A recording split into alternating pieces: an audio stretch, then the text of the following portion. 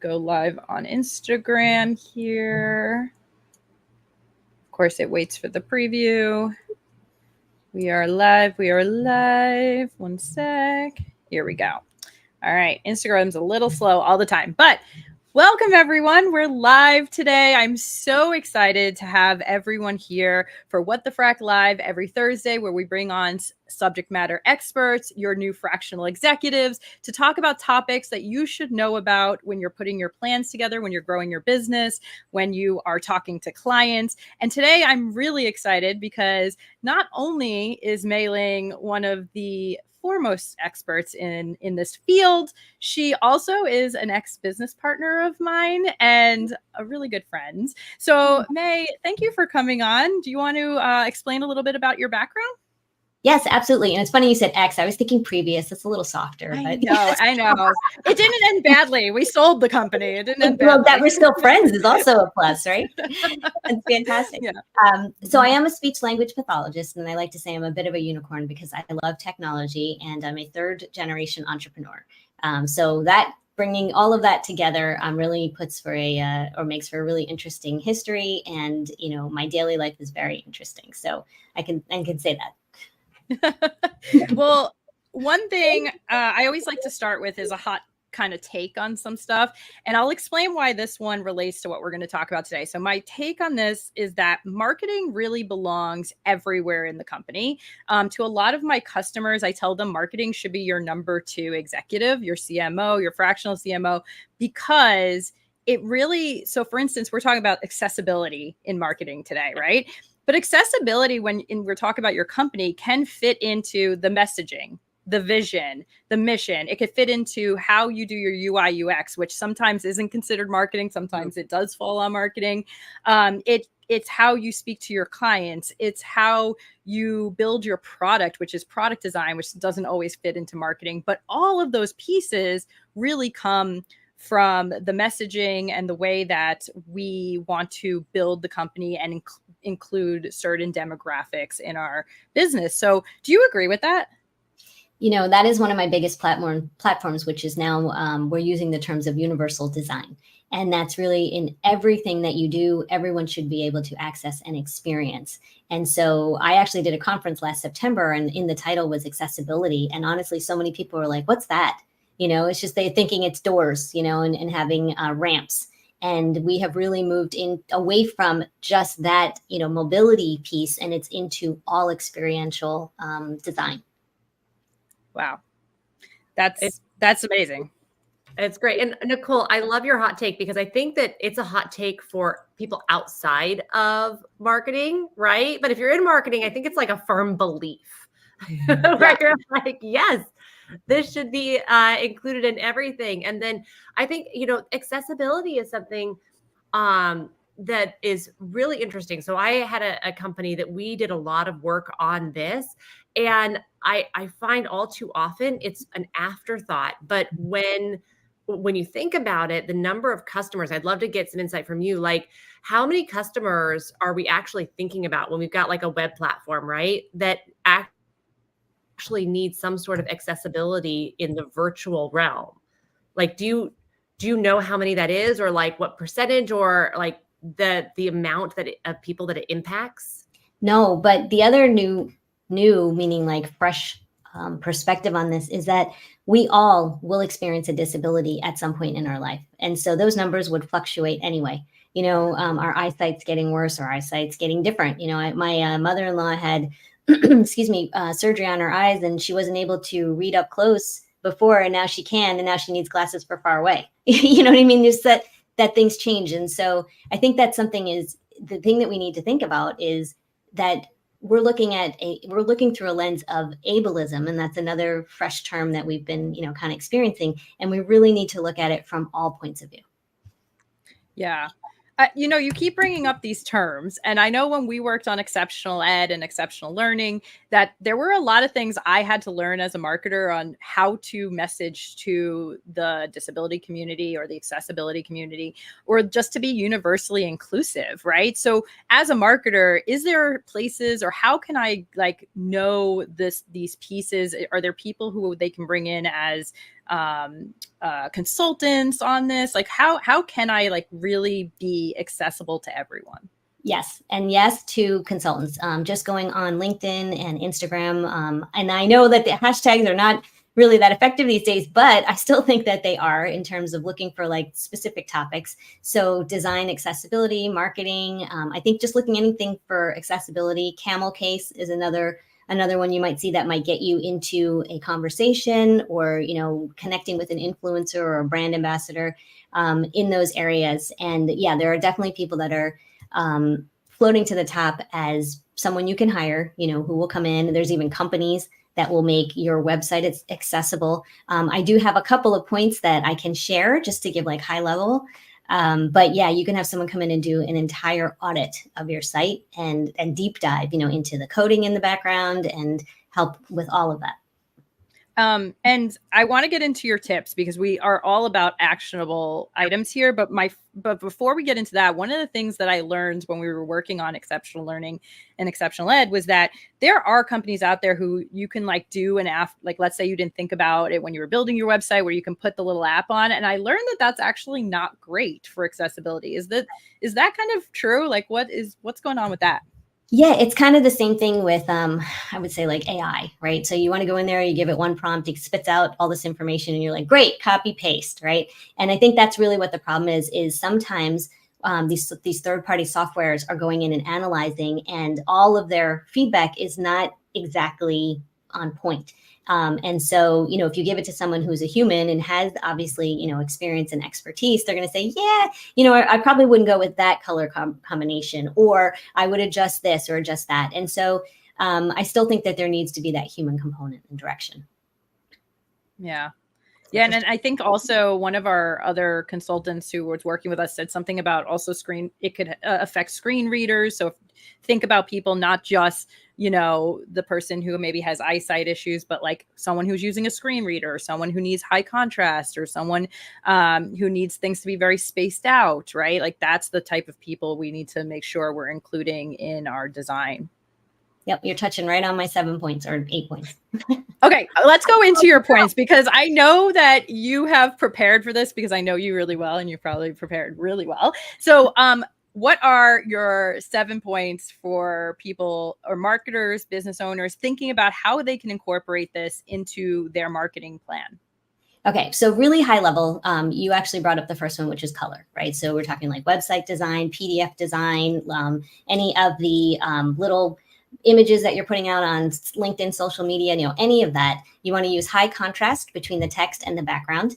And this is really for people who have low vision or color blindness. And the dark background with a white or a lighter is actually easier to read. And that's interesting because I learned that and I thought it was white with the dark. So that's one. Another one is using accessible fonts, so easy to read, things like Arial and Helvetica, you know, things that are very clean versus ones that are scripty. And you hit it on the head, is screen readers, right? So they're looking at a whole bunch of things, but then you also have people who have low vision who are not using a screen reader and they are, you know, reading it themselves. And then this was one that I learned more recently, was using those what are they called? Logic header structures, right? Like H1 for a main title, H2 for section titles. These screen readers will actually read that. And it'll say, you know, title, head title. And that will pop out differently auditorily to someone who's listening to it. And I don't know if you guys have ever had the experience of listening to a screen reader, but it is like listening to a video on like 10x. It's like, right? But when someone's ear is tuned to it, they're now hearing header and the information, you know, body information. So you want to really try to use those header structures, right? And that helps to also navigate as they're going down the page. Another one is the alt text for your links. So I do this too. It'd be like, click here. And the click here is the actual URL, right? But their screen reader reads click here 3 or 4 times and they don't know where it's going. And so you want to be more specific. So the screen reader would say, learn more about accessibility features here, right? And that whole thing is a hyperlink. So these are kind of like simple things, but once you start to do them, it'll become, you know, second nature and you do all the time. Another one that we all know, I know you guys know this, is transcripts and captions, and that's everywhere. And I love that our social media platforms are doing them automatically for us already. So YouTube is doing it, Instagram is doing it. You know, you don't really have to think, you can just go in and edit. But if you're doing your own videos, put those on there. And I'll say also, as to your points, is that you don't have to have a disability. You know, sometimes I'm laying in bed watching something and I don't want to turn on the sound because my husband's sleeping next to me, right? And so I just want to read. And if it didn't have the closed captions, I'm like, oh, now I can't watch this until later, you know, and I'm never going to watch it. So, you know, this is just accessibility. It's just good, good basic. Another one is image descriptions. And that's something that is becoming more and more second nature. Like, I think you guys are seeing that if you don't have the option to put it with the image, so like say you're putting a LinkedIn image, you definitely can put a image description there. But if you're using something else that you don't, take the time, put it in the post. And I've seen people duplicate that also. Someone also made a great tip for me was have your notes app open or something that you can just grab text. Write it one time, copy it, and put it into the body of your post again. Why not, right? Because as they're reading it, it just drops down and says text description, you know, image of Nicole with a black shirt. She's smiling and she's in her studio, right? And it doesn't have to be like so granularly specific, you know, with a bookcase and she's got, you know, a snow globe and all this kind of stuff on there. And some people are actually funny, you know, Nicole's locked in her office again for the third day, you know, like something like that. It depends on, you know, what your tone is and what you want that to be, but it gives them a visual of something that they, you know, cannot see or cannot, you know, visually access. So those are great ones for like general. And then I wanted to be specific about social media. I mentioned camel case, and that's using a capital letter for the beginning of each word, if it's 2 words or 3 words in a hashtag. So like disability awareness, the D is capitalized and the A is capitalized, because if not, it would be disability awareness versus disability awareness. And the screen reader will make that pause. And it's really important because it just makes a difference. And sometimes, and I don't have an example here, it would have been funny, but I'm sorry, I'm not that organized. Sometimes when you put the 2 words together and it reads it incorrectly, it's bad. You know? I'm sure. Oh my gosh. We're going to have to follow up and get some of those examples to put in the like description or something, because that's hilarious.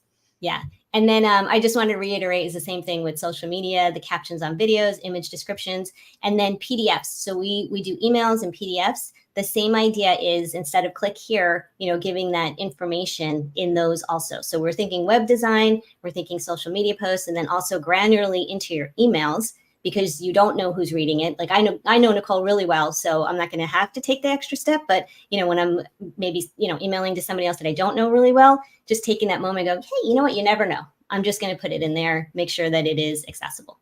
Well, it makes sense too, especially for email platforms, right? So many of us are utilizing, you know, marketing email systems and platforms. So we would want to make that accessible too. So I guess it just feels like across the board, there's a few simple things that you can just start putting into practice with these steps. You know, I noticed, so I remember when we were doing our website for this company that I was mentioning before, and one of the things we learned was we were putting together videos, and the videos had flashes in them. And so when we had our consultant come in and start taking us through, that was a huge, huge red flag, because it can cause seizures. Yes. Right. For people who are sensitive to flashes. And I had no idea. So I think there's a real reason to be aware of this if you are designing an experience for a larger audience, or even, you know, any audience. Yeah.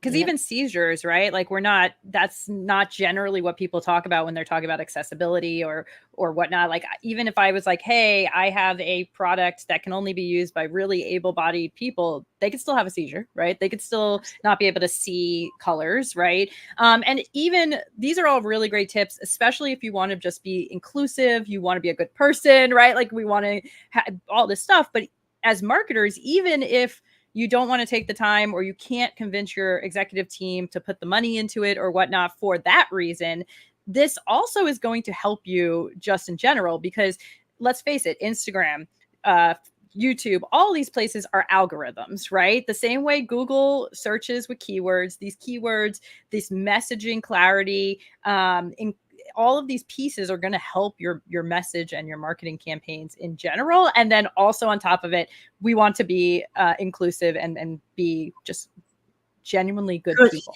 right? Yeah. Yeah.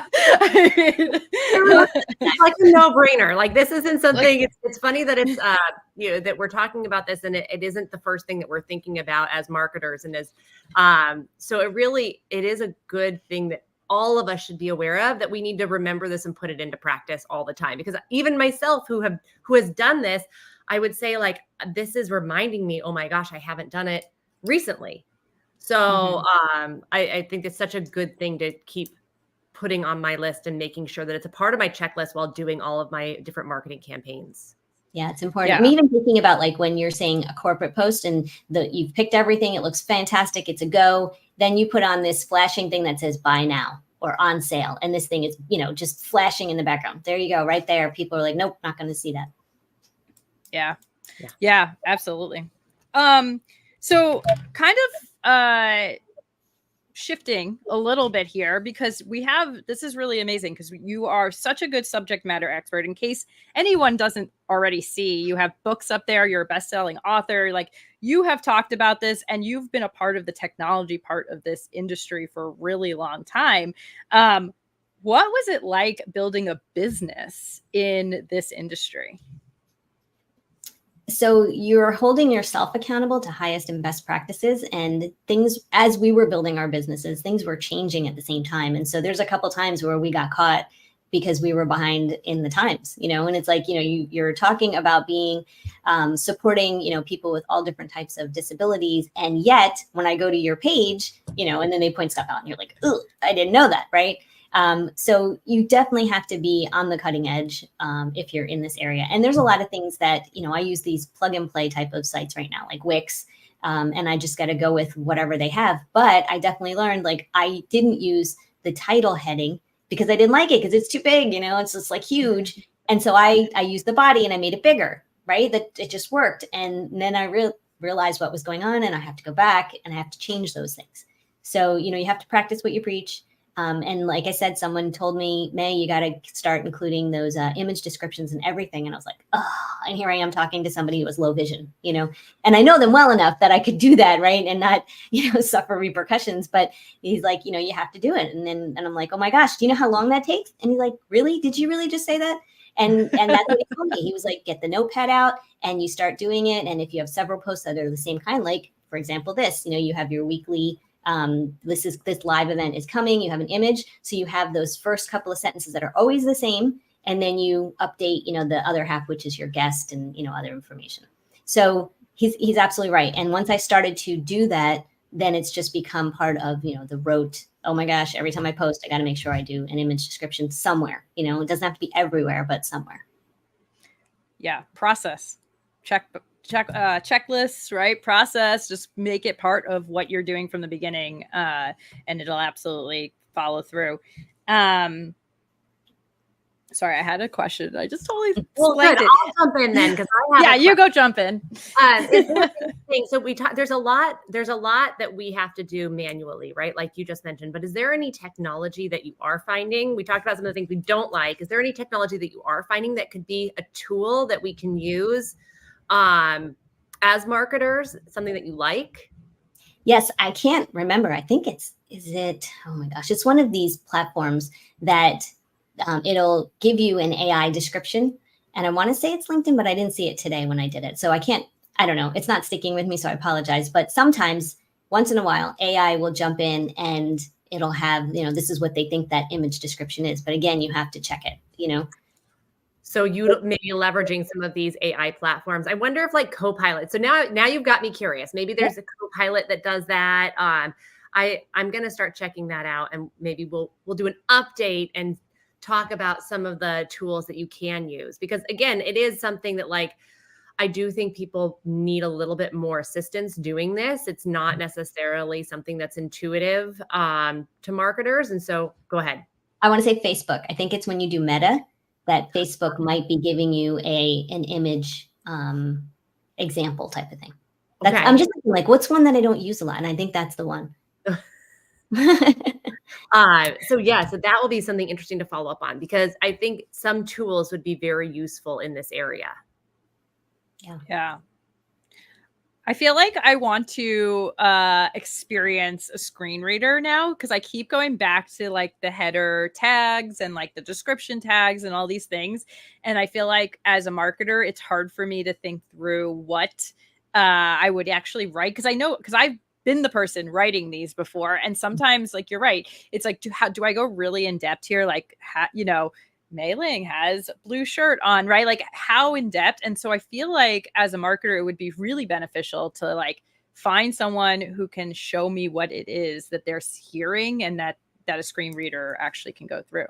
So I know just, for the people that are watching and for your listeners is that things like design elements, you don't need to have like, there's a black box around this, but you do want to say like logo at the bottom right, what the title is, what text reads is another good one. Like text reads, July 11 at 1:30 p.m. Eastern time, like, because all of that's important, right? These are things that are important, factual information versus like my background has the sun streaming in with the light in the back. You don't need that, right? So you don't want to give them like auditory overload either.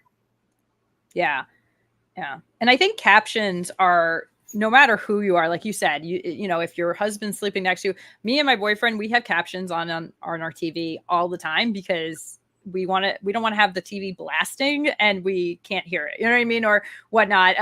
Or like if I'm laying in bed watching Instagram, I will not watch a video that doesn't have captions or a story post that doesn't have captions because I don't generally listen to Instagram with the sound on. So I don't think you have to even be talking about accessibility when you're talking about captions. I think as marketers, we should just automatically be putting captions on everything. That's it. Universal design. I think so. I keep saying this as I'm trying to make myself obsolete. So I've been a disability advocate. I've been trying to raise awareness and doing all of this. And someday it's going to be like, man, we know that already. Come on, let's get something new here. And that's what we want. We want to make all of this advocacy obsolete because you come out of the womb just doing it, Mm-hmm. Yeah. I'm going to put you on the spot. Do you have kind of some companies that you look at and you go, wow, they're doing this well? Oh, absolutely. Yes. And those are the thought leaders, right? So you like podcast hosts, and then when they post, you're like, yep, they got it. If you go on LinkedIn and you follow anybody in the hashtag disability awareness or disability, everyone there is amazing. And I'm always feeling like, oh, I'm like 3 weeks behind or even a month behind, something else comes out, a new way to use a term. There's been so much going on with different acronyms and all of that. So yes, the people who are in, leadership and their thought leadership, they're doing amazing work. But the problem is it's siloed there, so it's like locked in LinkedIn and in one of these hashtags. And we need to get to people like you. So I really want to thank you guys, because when I did this huge accessibility conference, we were in a fishbowl. We were all saying stuff to each other and we all knew it. And we had a lot of people there, but we were all the same people, 750 people who were like, yes, you're right. But we didn't have the people like you who were like, oh, that's interesting. That's different. But this is what I keep saying, like, this is my ripple, and I'm a part of this ripple that eventually will be, this huge wave and eventually just be the ocean of accessibility. So thank you for giving me this opportunity. I'd be curious to know what brands, right? Like, cause I'm always looking at other brands and seeing how they're doing things. And I'm like, now I want to see like Nike's, going upholding to their standards, things like that, right? Like I want to dig in and see. Yeah, I know. We're going to have to do a little accessibility, like deep dive and see. Oh my gosh, we're going to do that. You also go into representation, right? So now we're seeing somebody who has a prosthetic and everyone's like, oh, wow, go Nike, and it's like, this should be all the time, that's not special. And we're starting to see it in fashion, even small stature. So I'm 4'11 3/4. I say I'm 5 foot, but I was like, am I a short stature person? And I'm like right there on the cusp. I think it's like 4'9", and I struggle. I mean, I can't get stuff out of my top load dishwasher. I mean, no, was it top load washing machine? Yeah, my washing machine, right? I have a little stool, right? And these are things like you just have to deal with. Or I go to the coffee place and I can't sit down because my legs are straight out because, it's a really big chair for somebody who's Dolph Lundgren, right? Like, it's just, I deal with this all the time. And we really need to get past all of that. And so, yes, like if you look at Copenhagen, all their chairs are really big. So we're talking about really bad at accessibility. Yeah. I think this goes back to like, this is a perfect like full circle flywheel moment, which is that accessibility. And I know that today we were talking about it within marketing, and a lot of marketing is digital nowadays. So like those step-by-step tips that are actually fairly easy to implement, just need to be put into processes, are great. There are things you can go today, go do them, fix them, go back and edit your posts. Like you could do that today. But when we're talking about what you keep bringing up, which is universal design and the enormous breadth of what marketers actually handle on a day-to-day basis, things like UI UX. And we just had a UI UX expert on a few weeks ago who we talked about how it's not just what you see on the screen. It's how someone walks through your retail space, or like you just said, how someone sits in your coffee shop. I was at a restaurant the other day and I'm 5'3", not tall, not super short, and I couldn't reach the ground on my seat, right? So this happens all the time. And so it's not just about how people can use the product and is it functionally accessible. It's how are they seeing themselves in your product? How are they seeing themselves in your mission? How are they seeing themselves in the thing you're saying? And then also, how are people who are not just traditionally disabled, you know what I mean, using the product and accessing it on a everyday. And I'm sure that that is not the correct way to say that, but what I'm trying to get across to people who are not in the accessibility and disability industry is that we when we talk about accessibility, we think of very specific things. You're in a wheelchair, you have a prosthetic, you can't, you're using a screen reader, you can't see certain colors, right? But there are so many different ways to make something accessible to people who you would not, like the seizures, like the height, like all these different pieces. Design. Universal design. That's going to be the new thing. Okay, we're going to get that out there, Meg. Universal design. I also want to point out that you have said multiple times that even you, as an expert in this industry, sometimes realize like you're a little behind or that you're not doing some of the stuff. What I want marketers to think is this is really overwhelming. And I think that I learned when we were building Exceptional Ed was that as long as we were trying to get there, right? As long as we were in the spirit of marketing, trying to really be inclusive, and we were asking the right questions and we were getting the right people in, people were very embracive of that fact. Mm-hmm. So I think the first step is just going out, doing it, trying to do your research, trying to be a part of it, and you'll eventually get better. Am I correct in that statement? Absolutely. Or people are raising their voices and letting people know, hey, I was on your website today and I couldn't do this, or it was really difficult to navigate that, and that's a gift, honestly, because then you're like, oh, okay, that's something we'll get right on that, right? Because you're a company and you want to be accessible. But thinking about like, if you don't start taking action and start, looking at things yourself, what is the percentage of customers, potential customers that you're losing? Yeah. Isn't there some stats around, I think I read something the other day that like the disability dollar, whatever you want to call it, I think it's purple, right? The purchasing power is like hitting in the billions, the few billion dollars, right? So even if you want to be really like not humanitarian and think about this just from the pure business standpoint, you are losing customers by not being accessible. So Tamara, feedback loops, right? Bring on the feedback loops. Yeah, you have to have ways to talk with your customers to know how they are interacting. It actually becomes very simple, right? And I'm thinking about it because like as you're talking, my head actually went to, well, I'm guessing the number one reason why so many marketers don't do this, or so many companies are maybe behind on it, is they feel like it's a big undertaking, but it's not. I think talking to you, it's really about like just starting to take these steps. Right? It shouldn't be a gigantic undertaking. It's literally just adding in some steps into your process to start working towards making your site universally accessible, or your product, or whatever it is that you're looking at. I think that's my main takeaway here, is that you should start, and you don't have to have it perfect, but if you are working in the right direction, it's going to become easier, more just like ingrained into the company culture. And then all of a sudden, like you said, one day you look up and it's not something that you're talking about, just something that you're doing. Exactly. Is there okay, so I'm going to give you a few opportunities here. I know that you're part of this, like you said, you're part of the fishbowl of the industry, right? Who are the people that you are following on Instagram or on social media or going to what conferences? Like if I had a business and I wanted my marketing team to understand accessibility, like who should I be looking at? Yeah, so Deborah Ruh is doing an amazing job, RUH, and it's was it global? Think let me look this up.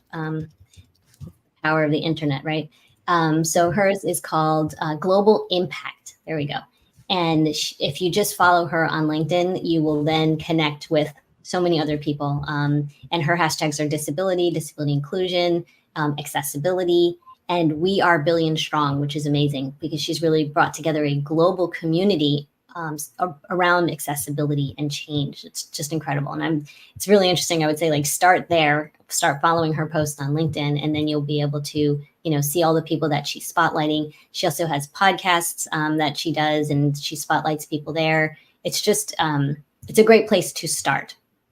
And then you have a podcast that I think is a great place to hear stories and at least get your mind around this, right? So tell us a little about your podcast.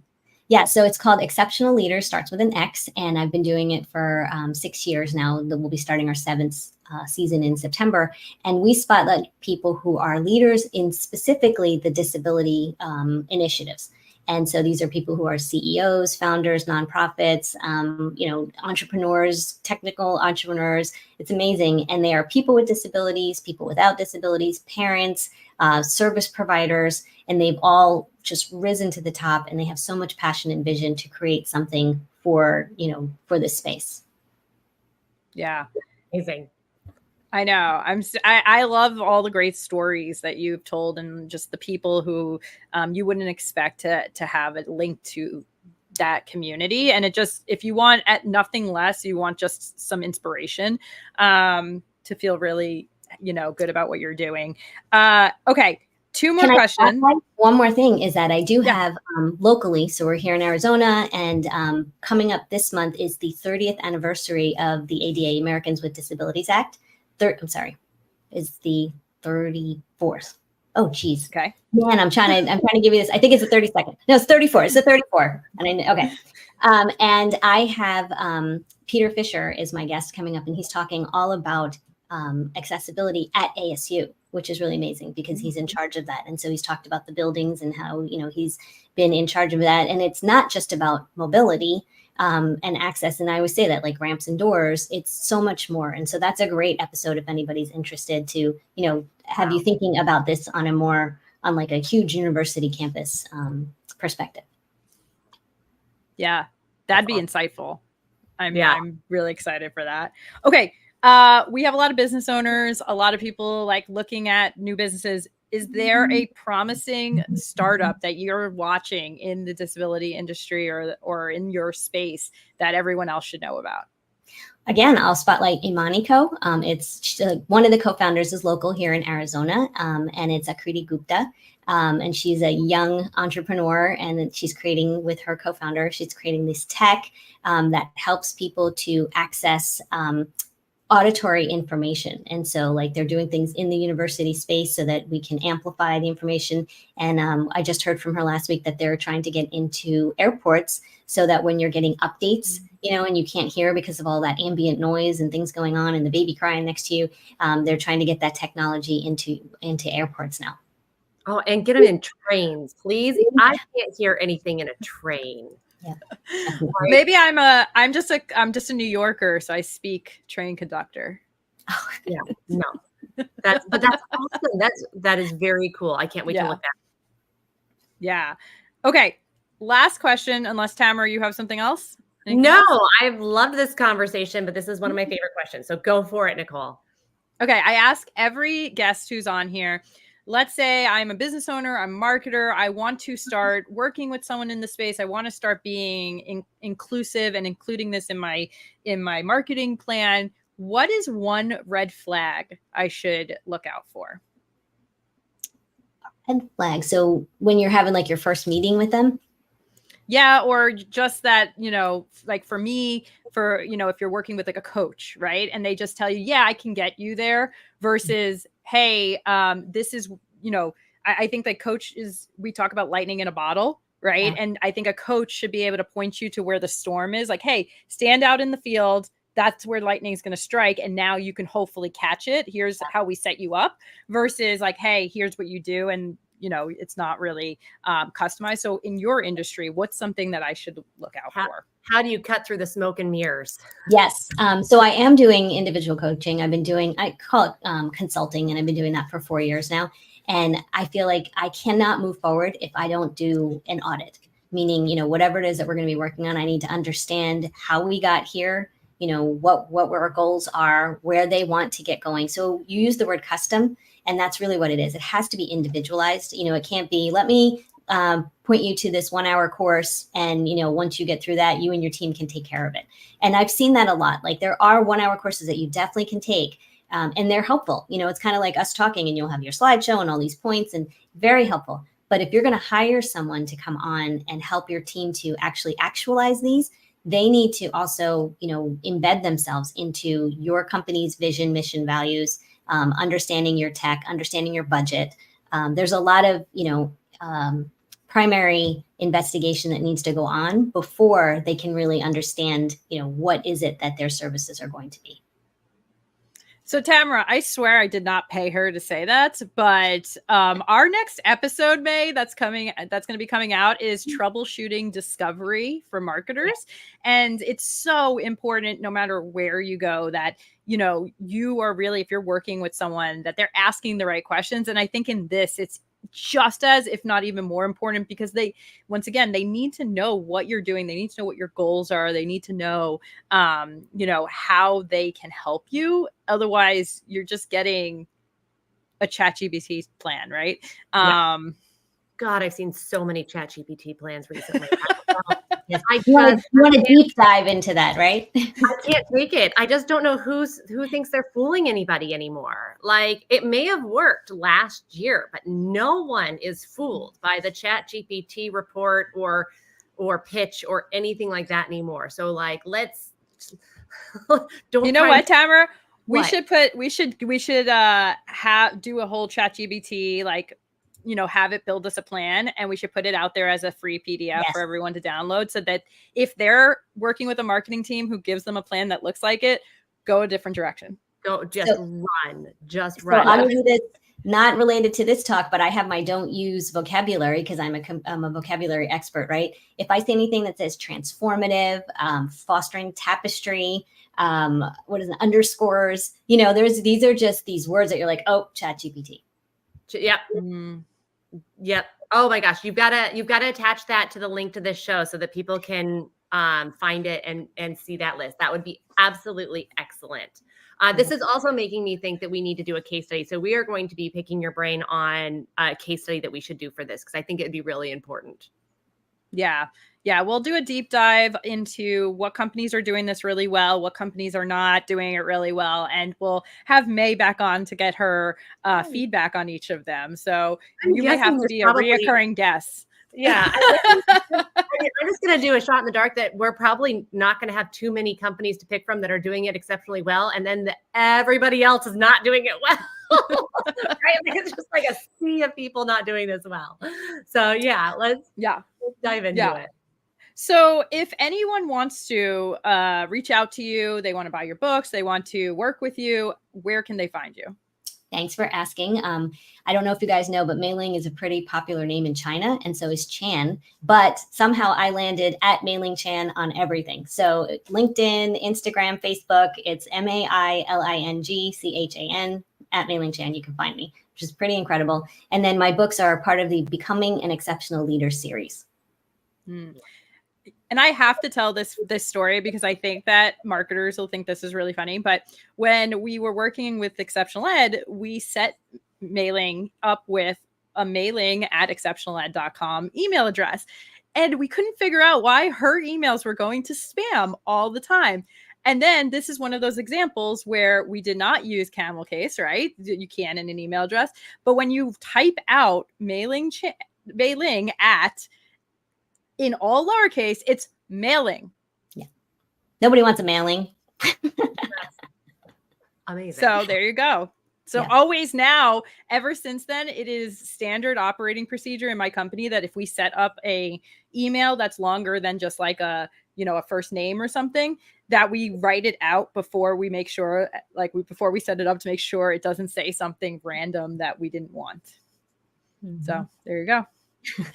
Fun fact. Well, anyway, I know that I'm sure everyone has a lot more questions. If you have questions, put them in the comments. We'll have to have a part 2 to answer them.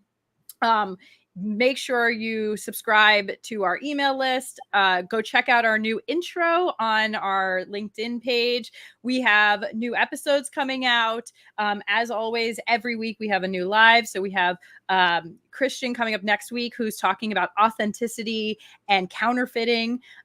We have someone from ASU Entrepreneurship coming on a few weeks from now. From the State 48 Foundation, we have someone coming on. So come check it out. You can listen to us anywhere you listen to podcasts. Go subscribe on YouTube. And I don't know how many more call to actions I can give today, but come join our community and be a better marketer. All right. Thanks, guys. Have a great day, everyone.